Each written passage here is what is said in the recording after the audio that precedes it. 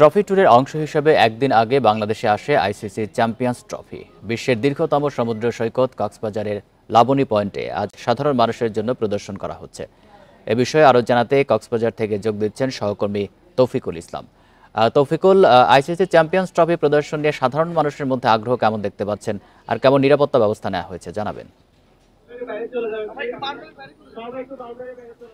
আমার ডান পাশে আপনি দেখতে পাচ্ছেন আইসিসি চ্যাম্পিয়ন্স ট্রফিকে আসলে গ্লাস বন্দি করে এখানে আসলে রাখা হয়েছে সর্বসাধারণের জন্য। এটি সকাল থেকে উন্মুক্ত করে দেওয়া হয়েছে। আপনি জানেন গতকালকে ট্রফিটি কক্সবাজার আনা হয় এবং এখানে কক্সবাজারের যেই ঐতিহ্যবাহী সাম্পান বুটের সাথে আজকে সেই ট্রফি রাখা হয়েছিল, সেখানেই মূলত সেখানেই উন্মুক্ত করে রাখা হয়েছিল। সেখানে দর্শনার্থী এবং পর্যটকরা মূলত সে ট্রফি দেখে এখন হচ্ছে মূলত কক্সবাজারের যে সীমান্ত সম্মেলন কেন্দ্রের পাশেই এই ট্রফিটি রাখা হয়েছে।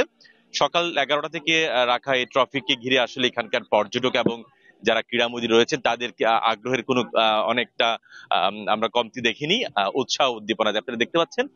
এখানে স্থানীয়রাও আছেন, যারা ক্রিকেট প্রেমীরা রয়েছেন তারাও ছবি তুলছেন এই ট্রফিকে সাথে। এবং এই ট্রফি আজকে বিকেল 3টা পর্যন্ত এই সমুদ্র সৈকতের উন্মুক্ত বালিয়াড়িতে যে মঞ্চ তৈরি করা হয়েছে সেই মঞ্চে এটি রাখা হবে। তো আপনারা যেটি হচ্ছে মূলত আপনারা জানেন যে আইসিসি অর্থাৎ আইসিসির তত্ত্বাবধানে আন্তর্জাতিক ক্রিকেট কাউন্সিলের তত্ত্বাবধানে আগামী ফেব্রুয়ারি এবং মার্চে 2025 সালে পাকিস্তানের যে আইসিসি ম্যানস চ্যাম্পিয়নশিপ শুরু হচ্ছে, সেই যে সকল দেশ অংশগ্রহণ করছে তাদেরকে সেসব দেশেই মূলত এটি প্রদর্শনীর কথা বলা হচ্ছে এবং এটি বাংলাদেশে 13 তারিখ পর্যন্ত থাকবে। এবং সেই বাংলাদেশের যেহেতু কক্সবাজার বিশ্বের দীর্ঘতম সমুদ্র সৈকত। কক্সবাজার থেকে জানাচ্ছেন সহকর্মী তৌফিকুল ইসলাম।